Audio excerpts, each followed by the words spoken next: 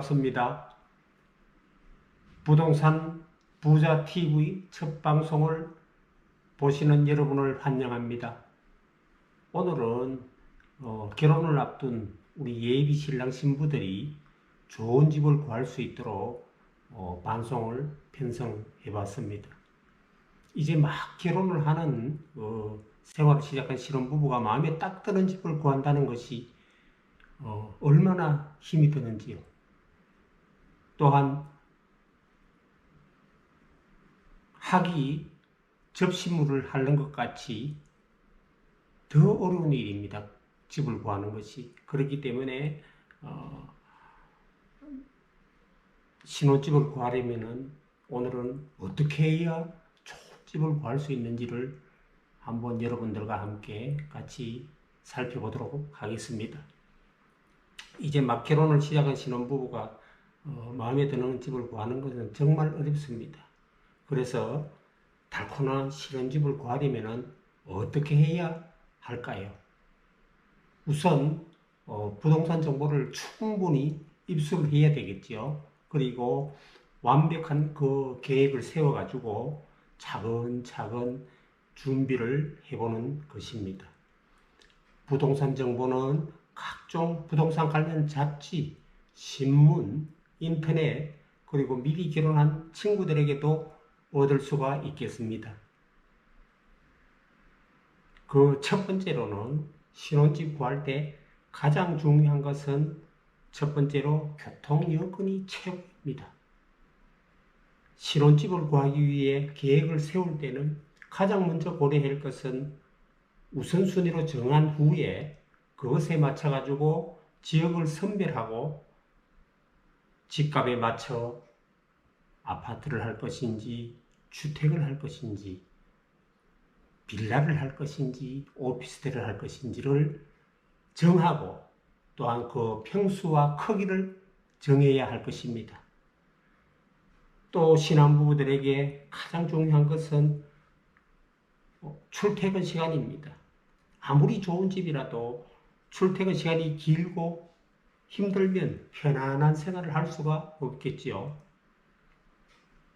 그러므로 출퇴근 시간을 가장 먼저 고려를 해야 됩니다. 가장 적당한 출퇴근 거리는 약 30분에서 1시간 내에 있는 곳이 제일 무난하고 지하철이 있는 역세권이면 더 금상첨화일 것이고요. 버스 등 대중교통이 발달한 곳도 감안을 해야 됩니다.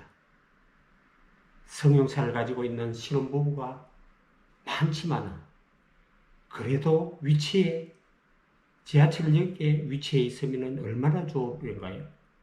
지하철역은 가장 좋지만 또한 지하철 역세권 부근은 집값과 임대료가 비싸다는 단점이 있습니다. 그러나 여기서 마을버스나 일반 버스로 10분 정도 떨어진 지역이면은 임대료도 낮기 때문에 그런 곳을 알아보는 것도 좋은 방법이라고 생각이 됩니다. 맞벌이 부부라면은 남편보다는 아내의 직장이 가까운 곳을 또한 택하는 것도 현명한 방법이겠지요. 두 번째로는 집이 위치한 주변 환경이 굉장히 중요합니다. 교통편 못지않게 중요한 것이 집 주변 환경입니다. 집 근처에는 시장이 있어야 될 것이고 또한 대형마트가 있고 상가가 있어야 되고 은행, 병원, 유물을 따져보아야 할 것입니다. 또한 장마철에 이 지역이 침수가 될 것인지 아니면 근처에 쓰레기 소각장이 있는지 변연소가 있는지 혹은 위험물저장소 등이 있는지 상수도 사정이 좋은지 또한 우범 지역인지 소음이 나는지 악취가 나는지 하는 것도 모두 다 따져봐야 될 것 같습니다. 세 번째로는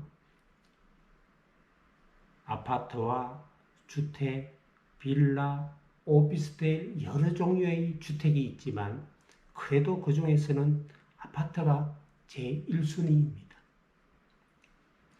살 곳이 정해졌다면 이제는 집을 유형을 정하는데 전셋집은 아파트, 단독주택, 다가구, 원룸, 오피스텔, 주택 등 여러가지 다양합니다. 크기와 형태에 따라 가격은 천차만별이지만 대부분의 신혼부부들이 선호하는 방 2개 정도의 18평에서 20평 정도의 내외의 집이 신혼생활 하는 데는 관리비 등 고정비 지출이 적게 나가니 우선으로 고려가 되어야 할 것입니다. 신혼부부가 제일 선호하는 주택 형태는 아파트로서 외부와 차단이 되고 독립적인 생활을 할 수 있을 뿐더러 외출 시에는 문단속이 편하고 주차 공간이 충분하기 때문입니다. 또 생활에 필요한 모든 것이 공동으로 관리되어 있기 때문에 생활하기 편하다는 이점도 있습니다. 아파트 다음으로 신혼부부들이 선호하는 연립주택과 빌라는 아파트보다는 못한 환경이지만 관리비 등 여러 가지 지출이 작다는 그러한 장점이 있습니다. 집의 크기는 클수록 좋겠지만 문제는 경제적인 능력으로 신혼부부가 구할 수 있는 집의 크기는 한계가 있습니다. 대부분 18에서 30평 정도의 전셋집을 얻게 되는데 부동산 중개업소마다 그 가격이 천차만별이므로 여러 곳으로 돌아다녀 보시고 결정을 해야 합니다. 발품을 많이 팔수록 좋은 집을 구할 수 있다는 것을 여러분들이 명심하면서 평수가 작은 집을 볼 때는 안방의 크기와 가구의 크기, 위치 등도 함께 고려해야 나중에 짝이른 장롱이 되질 않습니다. 네 번째로는 우리가 통상 아파트를 보든지 주택을 보러 가면은 외관상에 외벽이 갈라진 틈이 있으면 절대 건물입니다.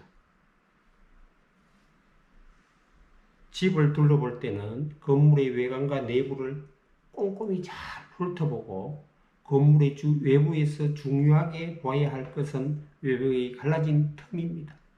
특히 외벽에 금이 간 경우는 관리실을 통해 수리 여부를 파악하고 또한 장마나 태풍 시에 빗물이 들어오지 않아야 할 것입니다. 새집이라도 부실공사 가능성이 있으므로 외벽과 건물의 앞뒤 양옆을 세심하게 살펴보아야 할 것입니다. 또 건물의 배치가 일조량과 일조율에 많은 영향을 미치므로 남향 또는 남서향으로 위치하고 있는지 이웃집과 거리는 얼마나 되며 햇빛을 받고 있는지 창을 마주하고 있어 사생활 침해가 있을 우려가 있는지 여러 가지를 다 알아봅니다. 자, 그러면은 이제 5번째, 주차장은 필수입니다. 요즘은 너도 나도 차를 가지고 있으므로 주차 시설도 상당히 중요합니다. 주택 내에 주차 공간이 확보되어 있는지 골목이라도 주차 가능한 곳이 있는지 살펴보아야 합니다. 실내를 볼 때는 방과 거실, 욕실, 부엌 크기와 위치, 다용도실의 유무, 창문의 위치와 크기, 벽의 두께 등을 살펴보아 방음, 통풍, 채광이 얼마나 잘 되는지 알아보시고 또 조명기구의 위치와 밝기 등도 체크하시길 바랍니다. 6번째로는 보일러와 급수 상태를 확인해야 할 것입니다. 겨울에는 난방이 매우 중요합니다. 외풍은 어느 정도인지, 보일러는 어떤 종류고 사용기간이 얼마나 되었고 고장은 없었는지 등을 꼭 따져봐야 합니다. 여름철에 입주를 하신다 하더라도 보일러 상태는 반드시 체크를 하셔야 합니다. 상하 수도 시설도 난방 못지않게 아주 중요한 요소입니다. 수압이 낮아 물이 약하게 나오지 않는지, 하수도가 너무 가깝게 연결되어 악취가 나지 않는지 등을 살펴봐야 합니다. 7번째로는 아파트는 500세대 이상 곳이 아주 좋습니다. 아파트일 경우에는 500세대 이상 되는 곳이 좋고 그 정도의 규모가 되어야 나중에 사시다가 매매하실 경우에는 매매 가격이라든지 상가 등의 편의시설이 있어야 편리합니다. 주차장은 세대 수의 1.3배는 되어야 하며 아파트 내부는 평지여야 합니다. 경사가 심하면 보행도 불편할 뿐더러 차량 사고 등 인명사고 위험이 아주 높습니다. 외벽에 금이나 지하주차장 벽과 기둥의 벽, 얼룩 등을 살펴보고 안정성을 체크합니다. 실내는 현관, 거실, 방, 욕실, 베란다, 다용도실 순으로 하자가 없는지 살펴봅니다. 또 엘리베이터 사고가 잦으므로 엘리베이터 안정성과 계단의 폭과 경사 등도 함께 알아봅니다. 위와 같이 약 7가지 외에도 많이 있지만 중요한 것만 말씀을 드렸습니다.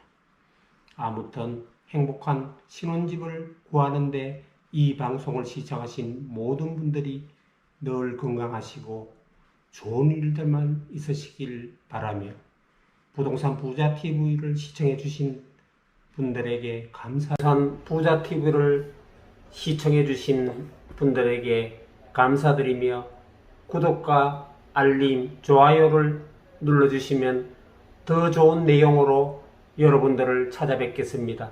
감사합니다.